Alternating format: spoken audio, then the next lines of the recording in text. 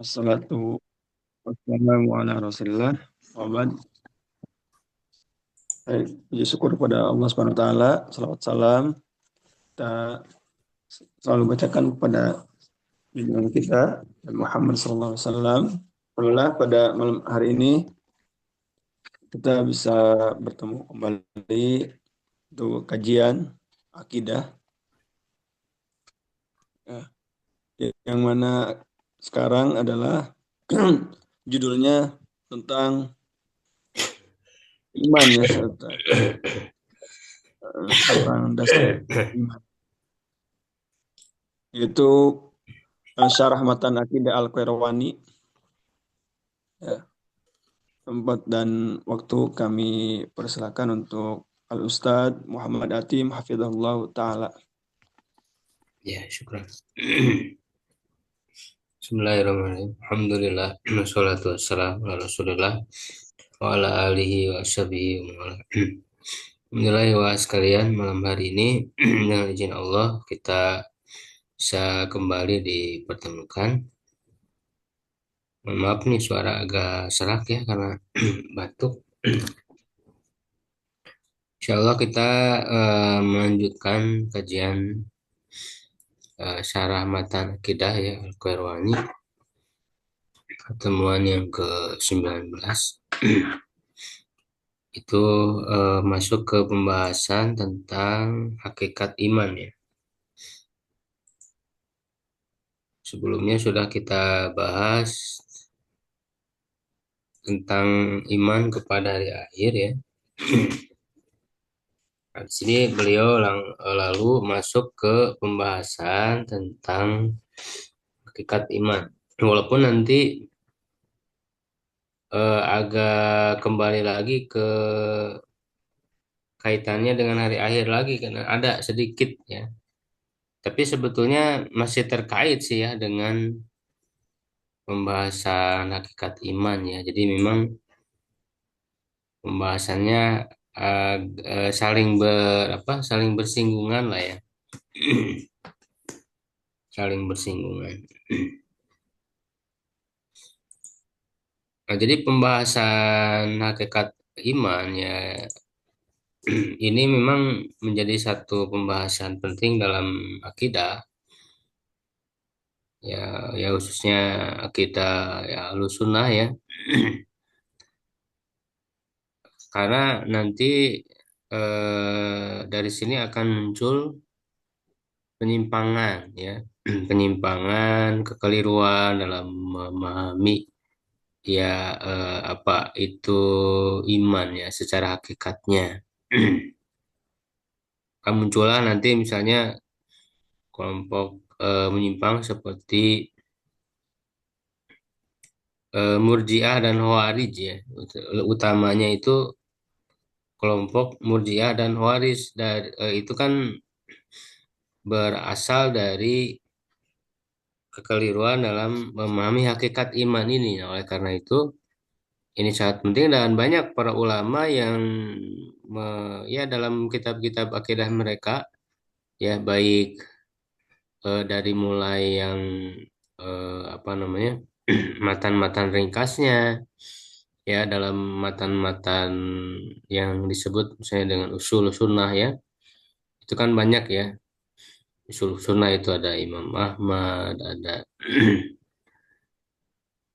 Al-Humaidi ya yang lebih awal ada eh siapa ya Ibnu Zamanai dan sebagainya. Ada banyak para ulama-ulama yang masanya dekat kepada salaf ya ataupun ya salaf itu sendiri ya generasi tabiut tabiin ya itu banyak membahas tentang masalah iman ini ya termasuk dalam ya kitab-kitab yang besar ya seperti misalnya Syarah Usul I'tiqad di Ahli Sunnah wal Jamaah ya karya Al-Lalakai ya. Kemudian juga di Aqidah Salaf ya, Asobuni ya. Eh, dan juga ya Ibnu Taimiyah juga membahas ya. Dan juga ada karya-karya yang memang secara khusus membahas tentang iman ya. Yang paling awal diantaranya siapa? Abu Ubaid ya, Qasim bin Salam ya. Itu kan beliau menulis secara khusus tentang al-iman ya. Nah, itu kan ini ya karena memang pentingnya memahami hakikat iman ini. Ya banyak ya ulama-ulama lain yang menulis tema tentang iman ini. Seperti ya selain tadi ya, Abu Ubaid Qasim bin Salam itu kan awal ya generasi awal. Ada siapa ya Al Imroni ya banyak lah. Termasuk Ibnu Taimiyah sendiri punya kitab khusus yang membahas tentang masalah al iman ini ya, baik yang kitab secara terpisah ya ataupun yang menyatu ada di Majmu' Fatawa beliau ya. Termasuk juga dalam kitab-kitab hadis itu ada secara tersendiri ya tentang kitabul iman ya seperti Sahih Bukhari. Bahkan di awal ya setelah kitab apa Badul Wahyi ya kemudian kitabul iman. Nah, itu kan eh, yang paling intinya adalah membahas tentang hakikat iman. Jadi iman itu apa menurut akidah Ahlussunnah. Ya, di sini Al-Qarwani juga membahas ya dan ini tentu disepakati ya menjadi ijma ya ijma kita salaf ya ada banyak para ulama yang menukil ijma ya para ulama salafus saleh bahwa hakikat iman itu ya mencakup kalau diringkas tuh qaulun wa amal. Itu banyak ya dinukil ya ijma atas hal tersebut ya itu secara panjang lebar bisa di kitab syarah usul itiqad sunnah ya wal jamaah karya Al-Lalakai kemudian juga di akidah salaf Syekhul Islam Abu Usman As-Sabuni ya itu juga bisa dilihat ada banyak nukilan-nukilan periwayatan dari para ulama dan ini menjadi ijma. Ya, jadi kalau diringkas tuh qaulun wa amal ya, perkataan dan amal. Ya, kalau dirinci itu apa namanya?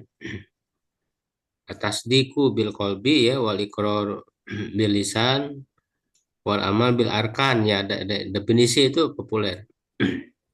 Ya, nah itu memang benar ya, hakikat dari iman ya. Hakikat dari iman. Hakikat secara syariat tentu ya.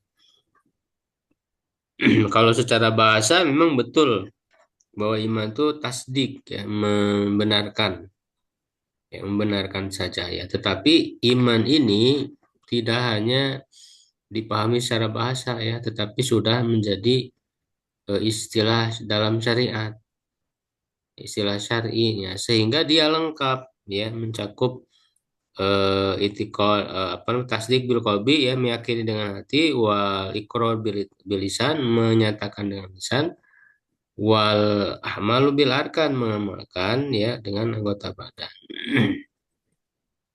Nah, dalam bahasa Al-Qairwani beliau mengatakan wa annal imana qaulun bil lisan wa ikhlasun bil qalbi wa amalun bil jawari. Ini sama aja.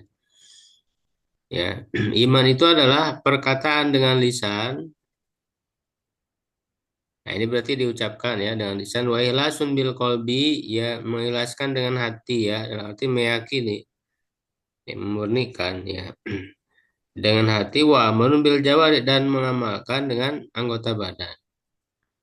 Ya, nah lalu disebutkan hakikat atau karakteristik ya dari iman itu ya ini merupakan keyakinan Ahlussunnah ya wal jamaah yazidu bi ziyadati amali ya wa yanqusu binaksiha.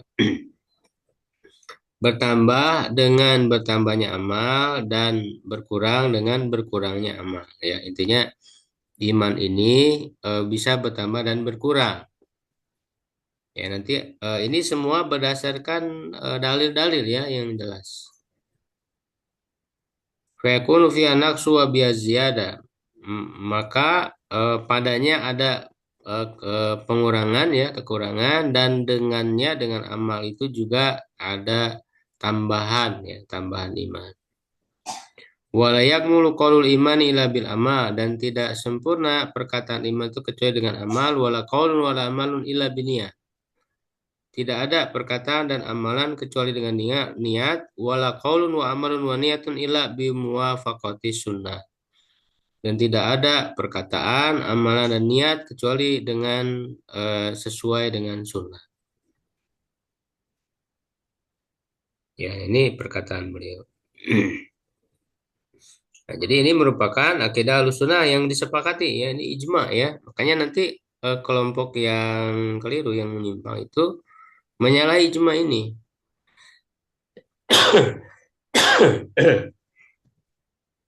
Bahwa iman mencakup tiga aspek sekaligus tadi ya, keyakinan dalam hati, pernyataan dalam lisan, dan amal anggota badan.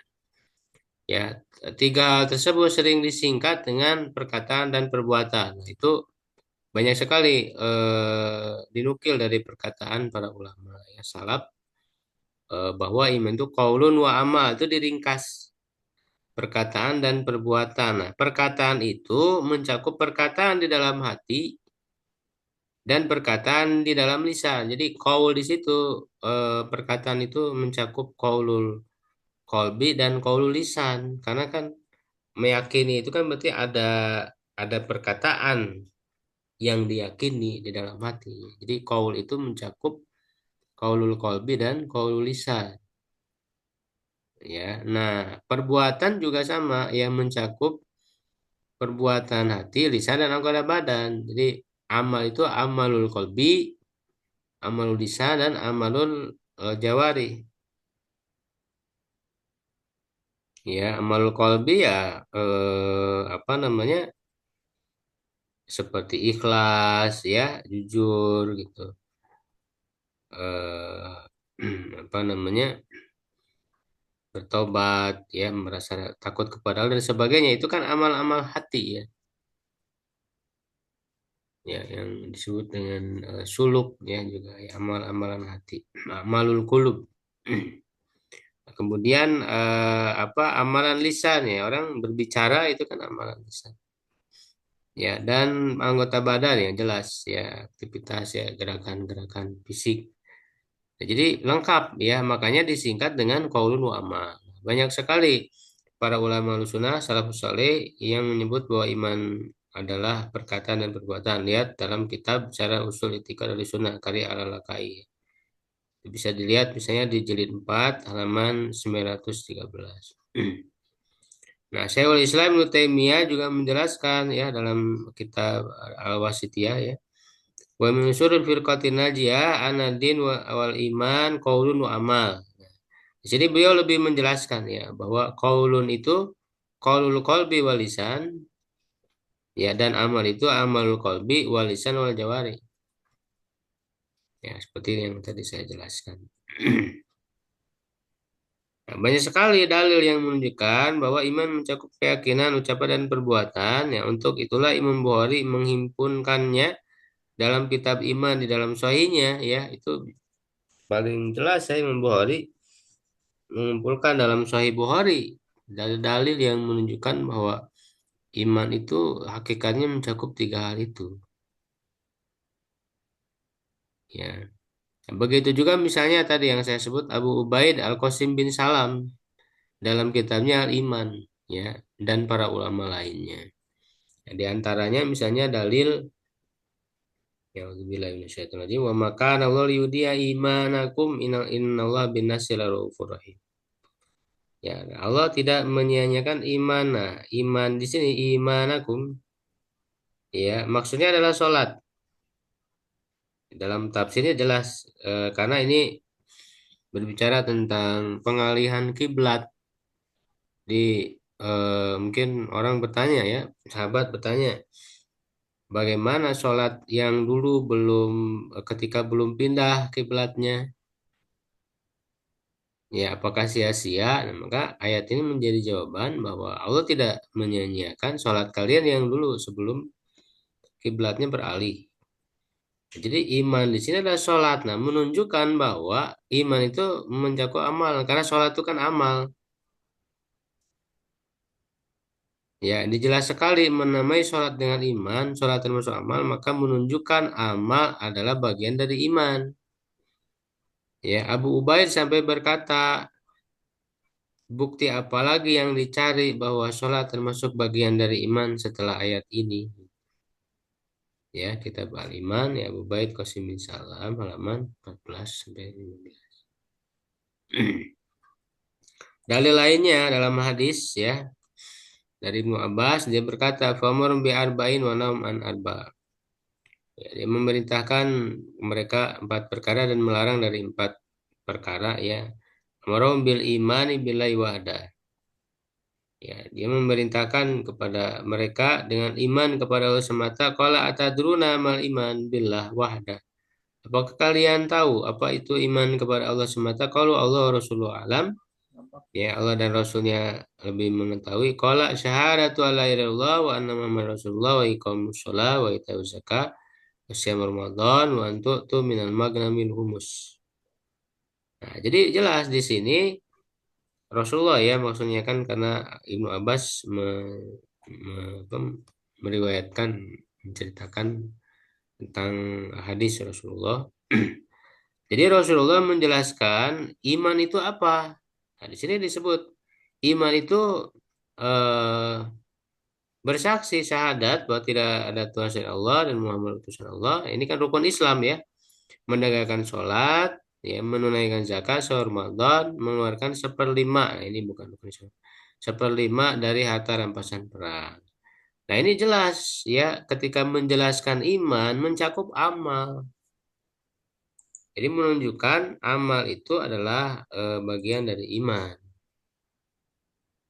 Nah, jadi iman di sini sudah memiliki makna sendiri dalam istilah syariat, tidak hanya dipahami secara bahasa. Ada secara bahasa, iman adalah tasdik, kebenaran. Seperti dalam Tahzibul Lughoh ya, karya Al-Azhari. Nah, namun kemudian ada kelompok yang menyalahi akidah Ahlussunnah di atas dengan memahami hakikat iman secara berbeda yaitu Jahmiyah. Nah, ini yang harus tahu. Jahmiyah mengatakan bahwa iman hanyalah pengetahuan, makrifah, ya, belaka.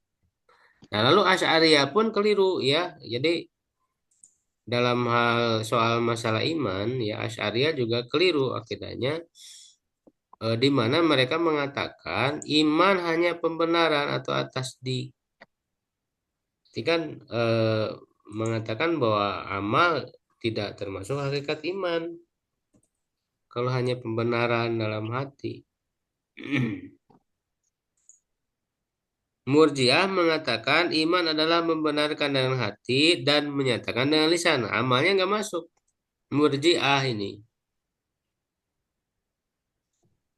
Dan Karomiyah mengatakan ya iman hanya pernyataan ikrar di lisan saja. Dan semuanya sepakat mengeluarkan amal dari hakikat iman sehingga jelas ini menyalahi akidah ahlu sunnah. Jadi akidah ahlu sunnah itu patokannya ya tadi para ulama salafus soleh. Dan itu diriwayatkan ya secara sahih oleh para ulama di antaranya tadi ya kitab-kitab yang sudah kita sebutkan. Seperti di kitab Syarah Ushul I'tiqad Sunnah Al-Lakai itu kan jelas meriwayatkan dengan sanad semuanya gitu. Jadi itulah yang jadi patokan akidah Ahlussunnah. Diriwayatkan bukan hanya sebatas kelompok ini kelompok itu ya hanya dari pendapat orang per orang tokoh ya yang kadang juga antara satu sama lain saling bertentangan berbeda. Dalam Asy'ariyah misalnya itu banyak sekali apa namanya perbedaan-perbedaan antara satu tokoh dengan yang lain. Ya, nah kalau Ahlussunnah ini patokannya adalah tadi para ulama yang tentu lebih awal, lebih senior, lebih dikenal keilmuannya, ya. Jadi itu yang jadi patokan. Nah, maka jelas dengan periwayatan-periwayatan yang jelas, bahkan apa menjadi ijma bahwa tadi iman itu mencakup qaulun wa amal, ya, mencakup tiga hakikat tadi. Nah, ketika ada kelompok-kelompok lain yang kemudian berbeda dalam memahami hakikat iman, ya berarti menyalahi akidah Ahlussunnah. Jadi patokannya itu kan itu,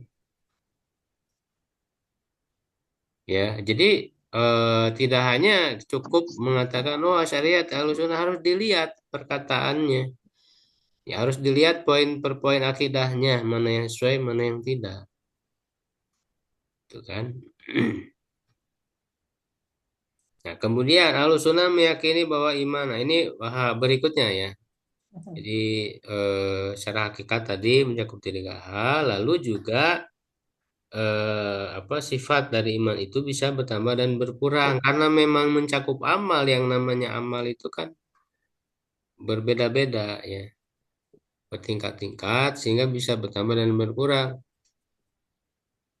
Nah, dan ini jelas dari dalilnya ya dalam Al-Quran, dalam hadis tuh banyak ya, yaitu bertambah dengan amal soleh, berkurang atau ketaatan ya, berkurang dengan kemaksiatan. Nah, misalnya Sufyan Ats-Tsauri. Nah, ini kan Sufyan Ats-Tsauri itu Imam Ahlussunnah ya, yang masanya lebih awal ya.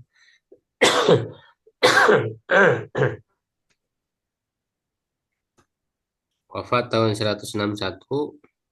Nah, beliau mengatakan wal iman qaulun wa amalun wa niyah yazid wa yanqus, yazidu bi wa yanqusu bil maksiyah. Ya. Banyak sekali dalil yang menunjukkan bahwa iman itu bertambah dan kurang, di antaranya ya huwaladzi anzala sakinata fi qulubil mu'minin liyazdadu imanan ma imanihim. Ya, dialah yang telah menurunkan ketenangan ke dalam hati orang-orang mukmin supaya keimanan mereka bertambah di samping keimanan mereka yang telah ada. Liyazdadu iman ini jelas sekali, iman itu bertambah, bisa bertambah.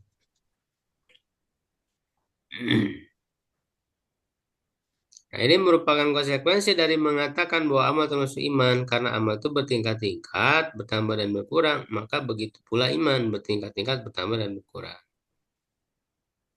Nah, beliau mengatakan ya Al-Qairwani tidak akan sempurna perkataan iman kecuali dengan amal. Ini merupakan penegasan dari sebelumnya bahwa iman itu mencakup amal. Tidak sah iman seorang kalau tanpa melakukan amal kewajiban sama sekali. Jadi amal itu kan bertingkat-tingkat, ya. Untuk menjadi sahnya iman, ya itu tentu tidak mesti melakukan semua amal ya, karena tidak apa sulit ataupun mustahil orang bisa melakukan semua amal ya, apalagi dengan yang sunnah-sunnahnya kan, itu nggak mungkin. Makanya nanti ada yang disebut mutlakul amal ya. Jadi ada ya amal yang dilakukan. Makanya nanti konsekuensi ya dari hakikat iman ini, kalau ada orang misalnya masuk Islam, dia meyakini ya dengan hati, menyatakan dengan lisan, tapi setelah itu nggak ada amalan sama sekali. Ya, kalau orang itu tidak mengamalkan kewajiban sama sekali, maka imannya tidak sah. Kalau tidak beramal sama sekali, tidak ada kewajiban. Dan yang paling utamanya kan sholat ya. Karena nanti para ulama berbeda pendapat kan hukum orang yang meninggalkan sholat ya sama sekali, ya itu apakah kafir atau tidak.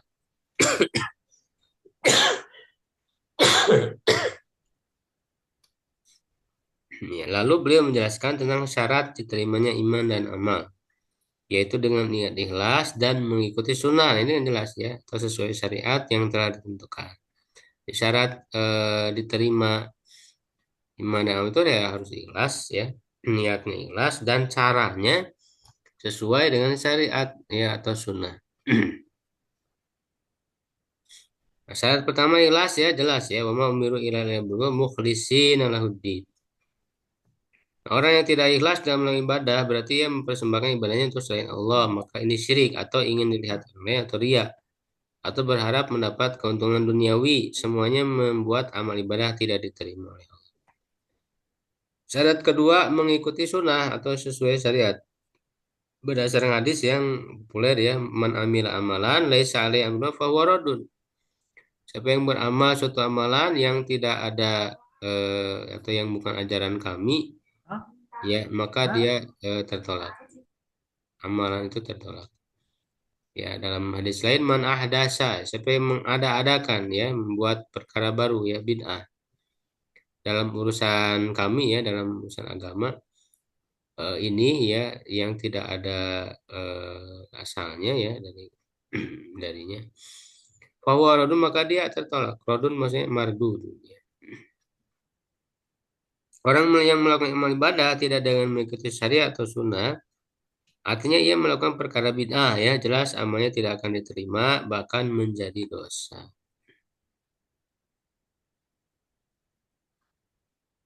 Ya, nah itu secara ringkasnya ya tentang iman. Nanti yang berikutnya ini masih terkait sebetulnya. Dari pembahasan hakikat iman,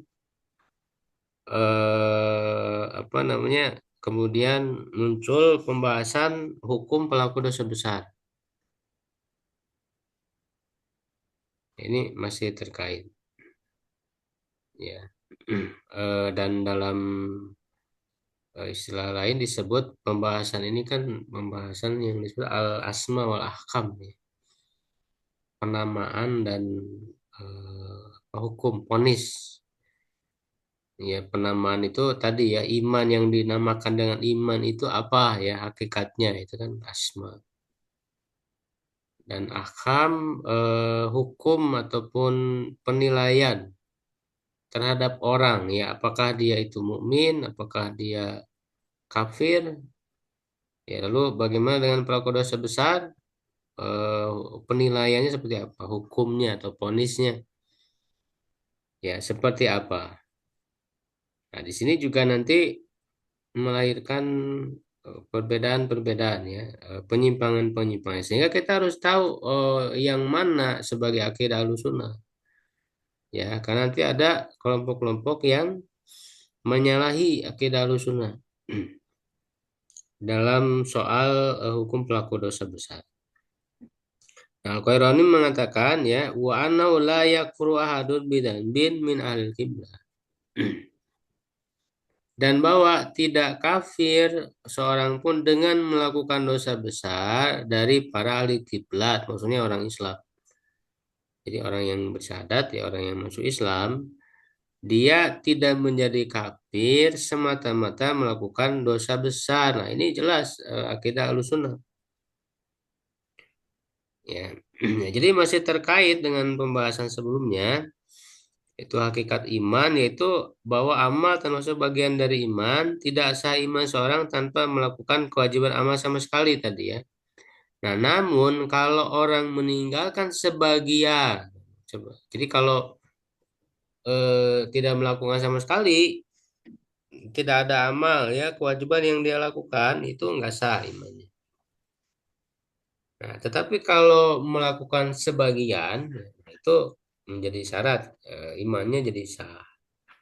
Ya sebagian kewajiban nah tapi dia meninggalkan sebagian lagi baik meninggalkan kewajiban atau melakukan dosa besar karena meninggalkan kewajiban juga dosa besar juga ya. Nah, namun kalau orang menilai sebagai amal yang wajib atau melakukan perkara yang diharamkan apakah otomatis menjadi kafir? Jawabannya tidak dan inilah akidah Ahlussunnah. Nah, nanti ada yang menyelisih ya, kelompok yang menyelisih berbeda dengan kelompok lain yang menyelisih yaitu Jahmiyah, Murji'ah dan Asy'ariyah. Nah, di sini lihat ya, Jahmiyah, Murji'ah dan Asy'ariyah ini keliru ya dalam persoalan ini, yaitu yang tidak menetapkan amal sebagai bagian dari iman, yaitu tadi yang sudah kita bahas bahwa kalau menurut apa namanya Asy'ariyah itu kan Iman hanya tasdik, pembenaran saja. Ya, kalau Jahmiyah itu apa tadi? Mengatakan bahwa hanya pengetahuan, marifah. Ya, Murji'ah hanya hati dan lisan. Ya, Karomiyah hanya lisan saja.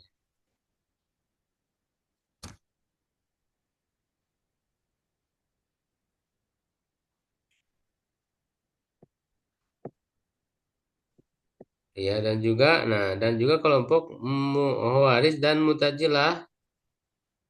Nah, ini kebalikannya kalau Khawarij dan Mu'tazilah yang menetapkan amal sebagian dari iman, dia menetapkan amal sebagian tapi berlebihan. Nah, makanya disebut bahwa Ahlussunnah itu kan selalu wasatiyah, selalu pertengahan antara dua penyimpangan. Ya, antara dua penyimpangan dalam berbagai hal ya, dalam berbagai khususnya permasalahan akidah. Ibnu Taimiyah dalam Akidah Wasitiyah beliau menyebutkan itu ya wasatun ya selalu pertengahan di antaranya antara Murji'ah dan Khawarij. Ya, makanya Murji'ah itu kan apa namanya amal itu nggak berpengaruh kepada iman karena amal itu bukan bagian dari iman ya sehingga nggak berpengaruh gitu. Makanya Murji'ah itu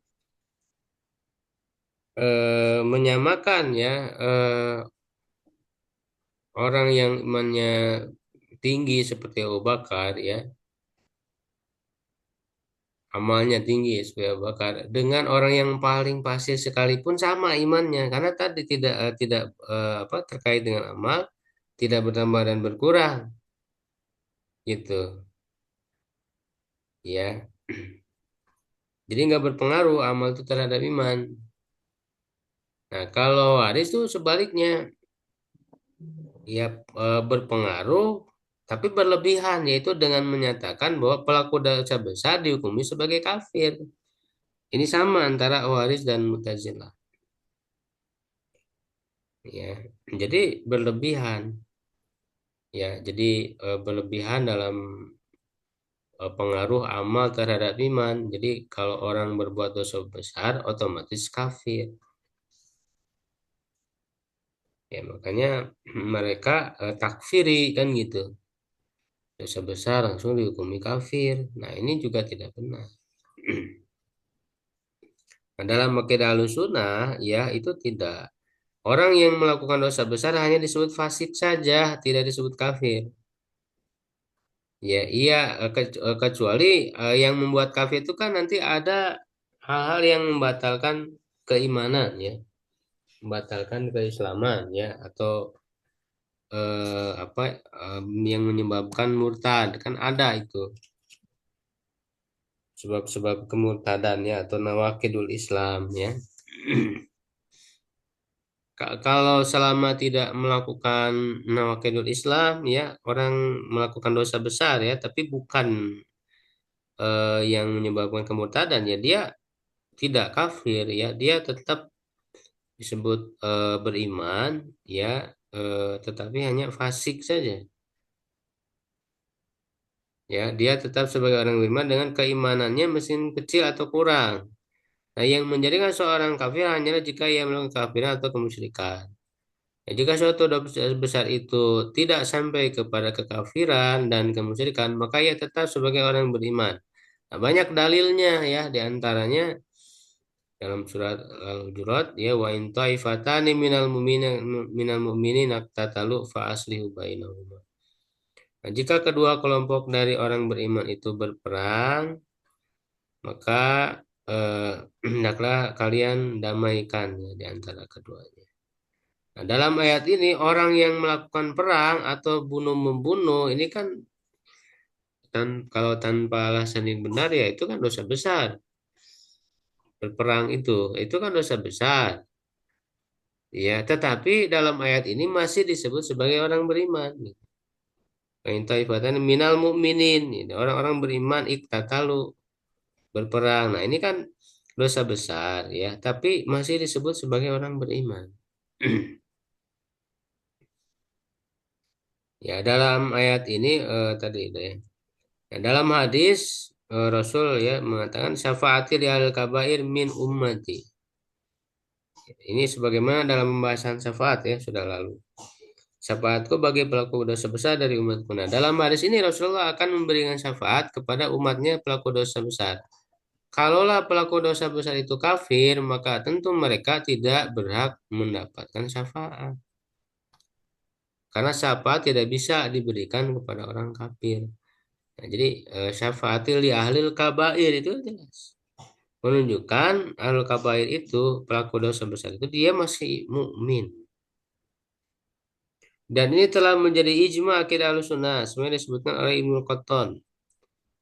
Ya rahimahullah, ya kaum muslimin dari Ahlussunnah telah ijma bahwa orang-orang beriman ahli kiblat yang beriman kepada Allah, para malaikatnya, kitab-kitabnya, rasul-rasulnya, dan kepada seluruh apa yang diperintahkan oleh Rasulnya untuk beriman kepadanya, tidak keluar dari Islam dengan dosa besar yang mereka lakukan dan mereka tidak dikafirkan dengannya. Dan mereka ijma bahwa hukum Islam tetap berlaku bagi pembunuh, pezina, peminum khamr dan pelaku dan seluruh dosa besar. Mereka dipanggil dengan nama iman yang berlaku hukum-hukumnya atas mereka. Dan seluruhnya telah ijma dari kalangan sahabat, tapi setelah mereka dari para penerus kaum muslimin, bahwa orang beriman itu beriman dengan keimanannya, fasik dengan dosa besarnya, tidak kafir dengannya.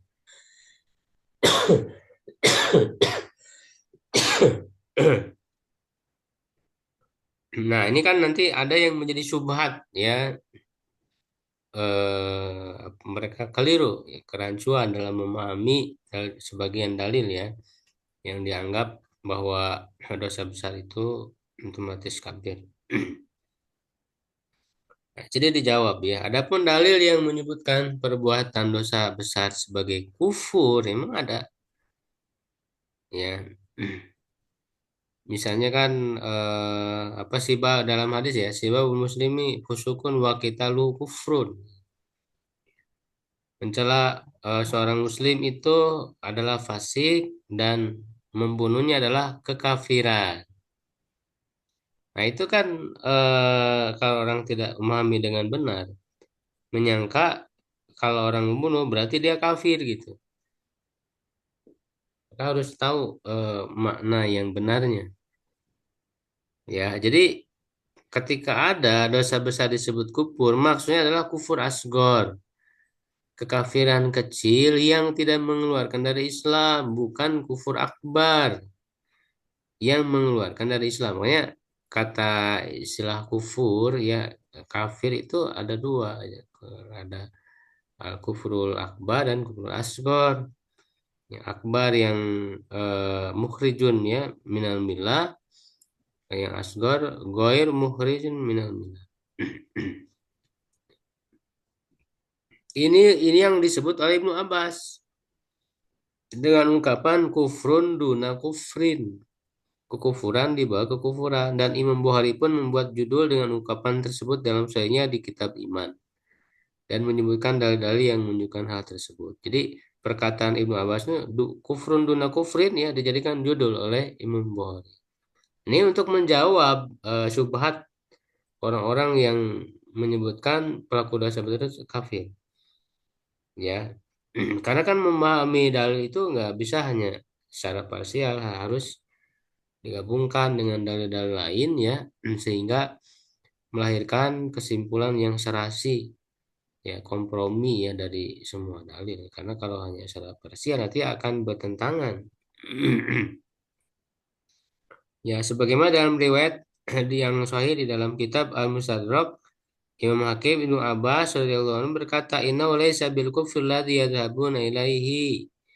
Inna laisa kufron yankilu anil millah." Ya, ya apa namanya? Yahkum awamal ini dalam ayat ya. Wa man lam yakum bima anzala fa ulaika humul kafirun kufrun duna kufrin.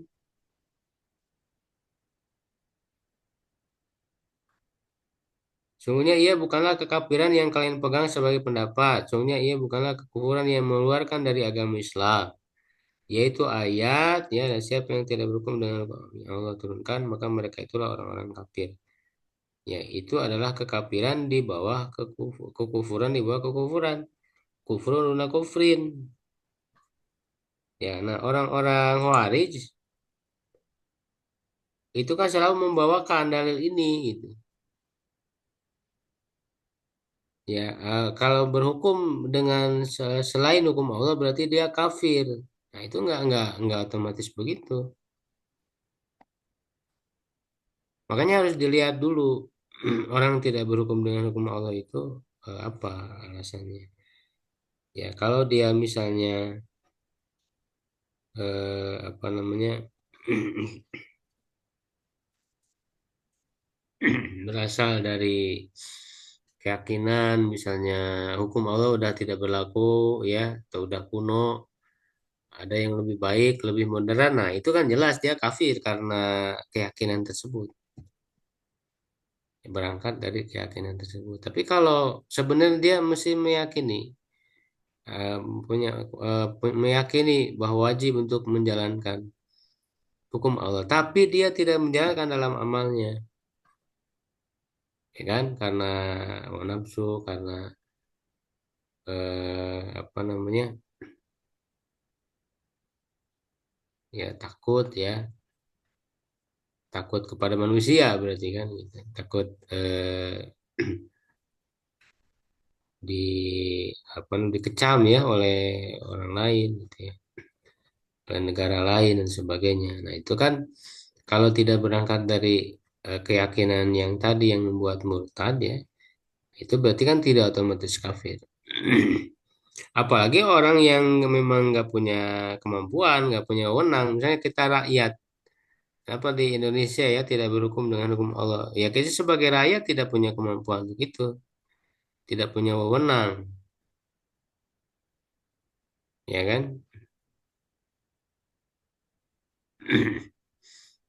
Ya dan orang-orang yang punya wewenang pun kan tadi dia apa alasan tidak berhukum dengan hukum Allah? Ya kalau dia masih meyakini bahwa hukum Allah itu adalah hukum yang paling terbaik, punya kewajiban, tapi mereka belum mampu melakukan itu, ya karena berbagai apa namanya alasannya, tapi bukan alasan yang membuat orang jadi murtad ya. Jadi mereka eh, tidak kafir, ya hanya kalau memang punya kemampuan tapi tidak melakukannya, nah itulah mereka berdosa.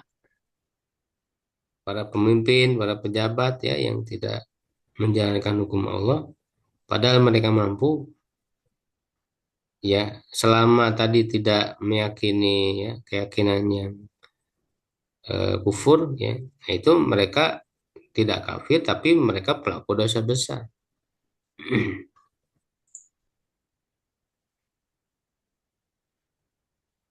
Dalam riwayat lain Imam Abbas lebih merinci tentang hukum tidak menjalankan hukum Allah, yaitu jika didasari dengan penolakan maka ia kafir. Dan jika masih mengakui maka ia fasik dan zalim saja tidak kafir. Sebagaimana dinukil oleh Ibnu Katsir dalam tafsirnya. Ya ini jelas ya. Ini kan sering menjadi subhat lah orang-orang yang takfiri ya, yang mengkafirkan ya pemerintah ya. Itu kan tidak secara mutlak seperti itu, ya harus dirinci. Nah, makanya ini diantaranya sebenarnya sudah dirinci oleh Ibnu Abbas. Ya, qala Ali bin Abi Thalha an Ibnu Abbas qaulahu ya wa man lam yakum bima ajral faulai kahumul kafirun qala man jahada ma ajral faqad kafar wa man aqara bi wa lam yakum fa huwa zalimun fasikun rawahu Ibnu Jarir. Nah, siapa yang menolak apa yang Allah turunkan? Nah, kalau orang menolak, artinya dia tidak yakin. Ya, dia tolak gitu, dia tidak meyakininya, mengingkarinya. Ya jelas kafir kalau memang menolak hukum Allah. Tapi kalau orang yang mengakui aqarrobihi, dan dia mengakui ini benar, ya dia imani, ya kan, hukum dari Allah itu. Tapi kemudian dia tidak mengamalkan, dia zolim dan fasik saja, tidak kafir. Ini kan jelas rincian yang disebut oleh Ibnu Abbas, ya. Perkara yang membatalkan keislaman atau menjadikan seorang menjadi kafir atau murtad telah dibahas oleh para ulama, ya, khususnya dalam kitab-kitab fikih. Tidak hanya yang dikenal 10 perkara yang dihimpun oleh Syekh Muhammad bin Abdul Wahab, ya, yang disebut Nawaqidul Islam. Jadi kadang orang menyangka apa namanya Nawaqidul Islam itu Syekh Muhammad bin Abdul Wahab saja, Wahabi. Ya, padahal para ulama dalam kitab-kitab fikih itu sudah membahas pembatal keislaman, ya jelas, ya.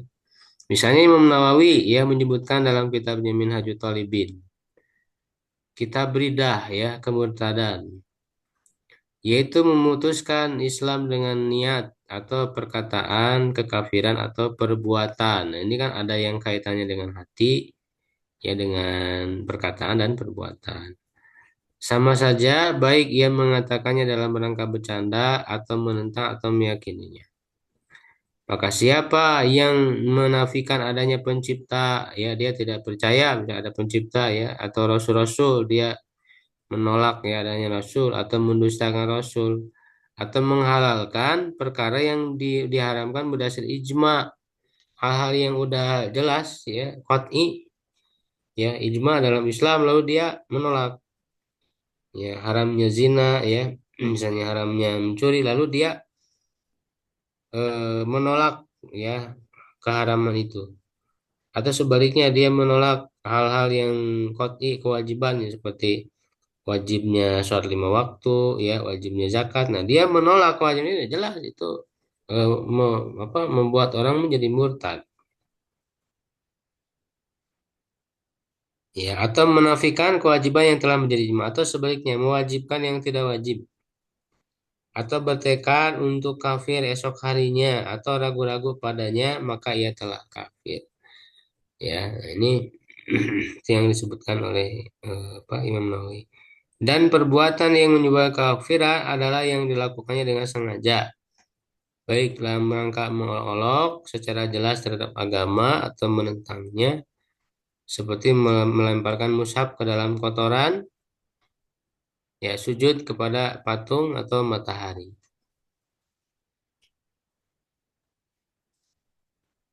Ya, itu, ya, diantaranya.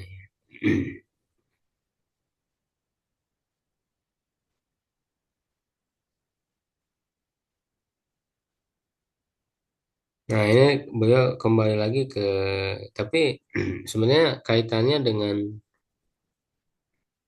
nasib orangnya, ya. Ya, jadi beliau membahas di sini keadaan ruh-ruh. Ya, tentu ini identik, ya, pembahasannya dengan iman kepada hari akhir.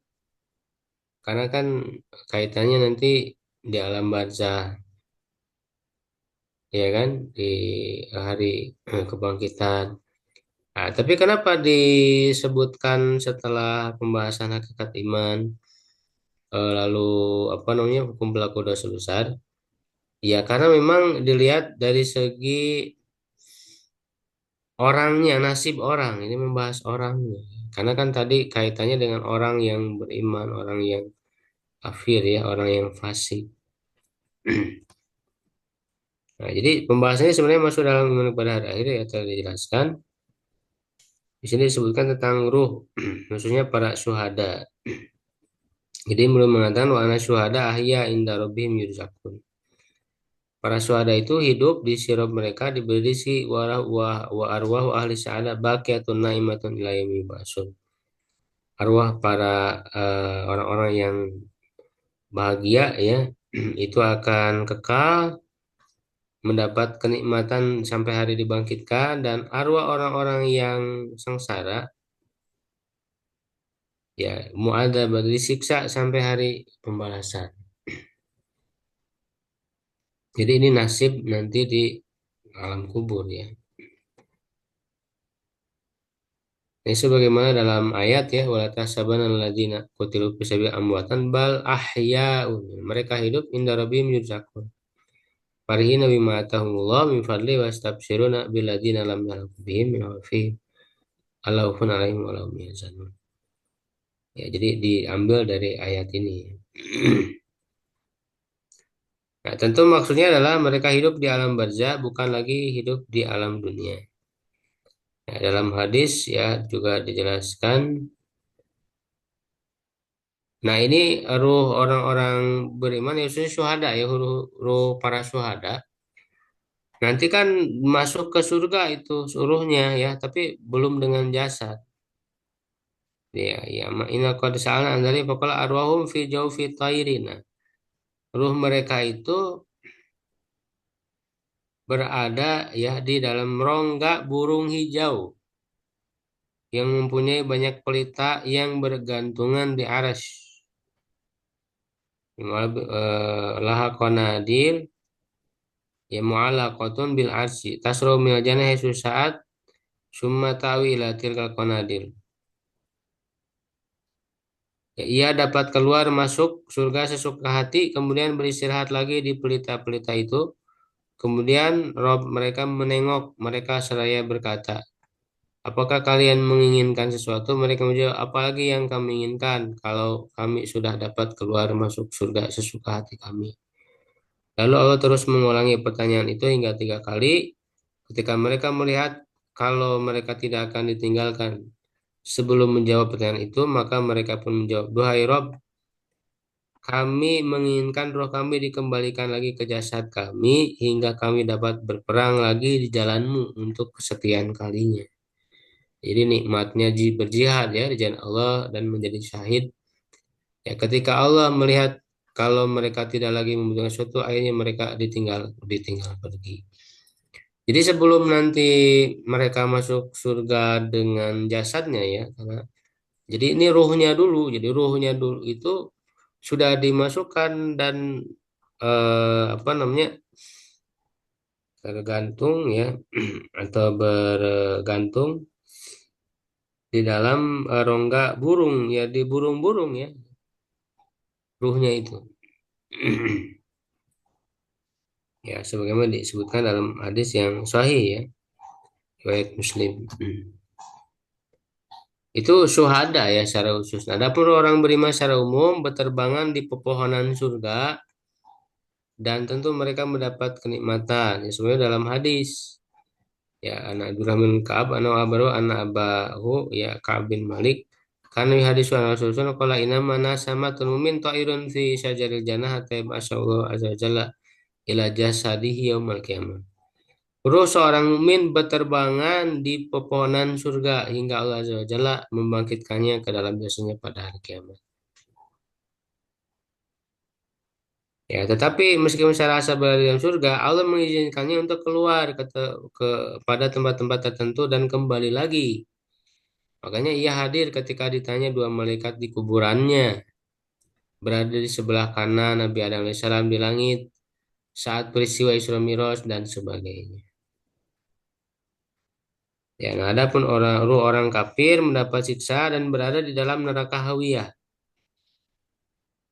Ya, ruhnya itu ya. Idza hudira mu'min atatul malaikatu rama bihari ratin bayda fa yaquluna ukhruji radiyatan madiyah anki la ruila wa rihan wa rabbin ghairi ghadban. Ini orang mukmin ya. Jadi orang mukmin apa namanya cerita dicabutnya nyawa mereka ya ruh mereka ya diangkat ke langit ya dengan aroma yang sangat harum ya lalu ke bumi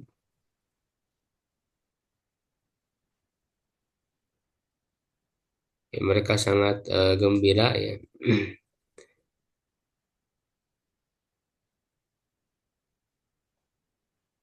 Bahkan bisa bertemu ya alangkah harumnya bahwa kalian bawa ini dari bumi. Lalu mereka datang dengannya menemui ruh-ruh kaum mukminin itu bisa bertemu. Mereka lebih bergembira terhadapnya daripada seorang di antara kalian yang didatangi orang yang sudah lama tidak bertemu. Lalu mereka bertanya kepadanya, apa yang telah dilakukan oleh si Fulan, apa yang telah dilakukan si Fulan. Mereka berkata, biarlah ia, karena dahulu ia terlena dengan kehidupan di dunia. Nah, jika ada yang bertanya, tidakkah ia datang menemui kalian? Mereka menjawab, ia dibawa ke tempat asalnya itu neraka Hawiyah. Ya, faidah kalau duhiba bi ila ummihi al Hawiyah. Ini teman yang kafir ya. Jadi mereka dibawa kepada neraka Hawiyah. Ini ya apa namanya pembahasan tentang ruh-ruh ya. Baik, mungkin sampai situ dulu ya sudah 9:10. Eh, Nanti masih balik lagi ke alam kubur ya. Padahal ini udah dibahas kan sebelumnya kaitan dengan hari akhir ya. Tapi beliau di sini kembali lagi membahas nanti tentang fitnah ya atau ujian di alam kubur ya. Baru nanti membahas tentang malaikat ya, lalu keyakinan tentang para sahabat ya atau salafus soleh ya, taat kepada para pemimpin muslim ya, hukum berdebat dan kebid'ahan. Nah itu tinggal itu ya pembahasan berikutnya. Baik, kalau ada yang ditanyakan mungkin silakan bisa di depan ya moderator. Baik, alhamdulillah.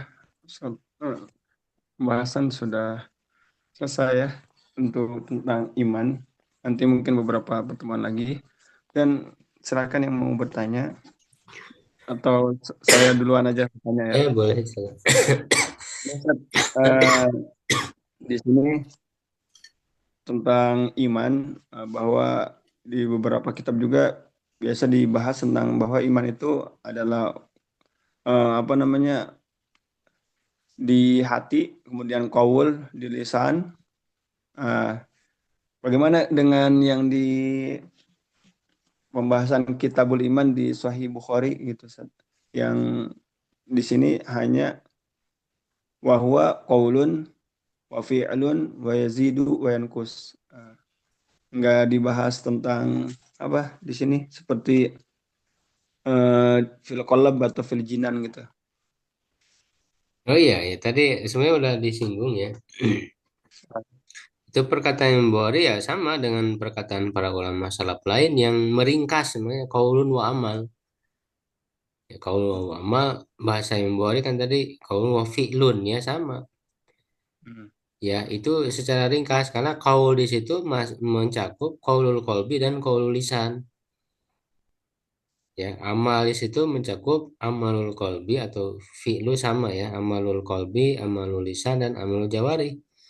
Jadi sudah lengkap gitu. Ya sama ya tidak tidak beda.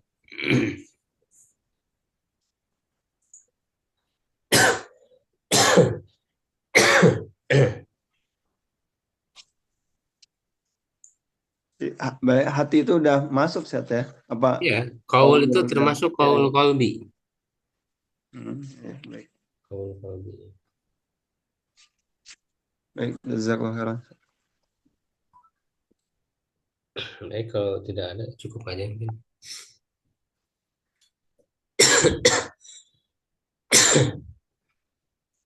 Ditutup aja saya Irfan.